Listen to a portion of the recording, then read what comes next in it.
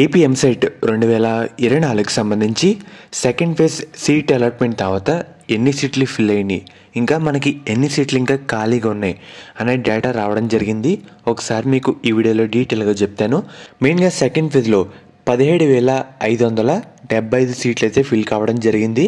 And అలాగే total first phase second phase కలిపి total 86% సీట్లు అయితే టోటల్గా ఫిల్ కావడం జరిగింది. ఇప్పుడు ఇంకా ఎన్ని సీట్లు ఖాళీగా ఉన్నాయి అనే డేటా విషయానికి వస్తే కనుక 18,951 సీట్లు అయితే ఇంకా మనకి ఖాళీగా అయితే ఉన్నాయన్నమాట. చూస్తారు కదా మీరు.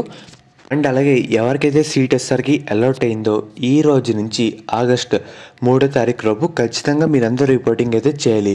చేయకపోతే మీ సీటే మళ్ళీ ప్రాబ్లం అయితే అవుతుందన్నమాట.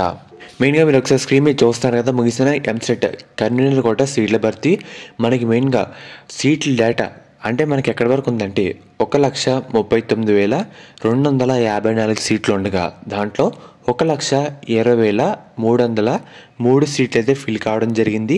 ఇంకా మనకి 18,951 సీట్లు అయితే ఉన్నాయన్నమాట.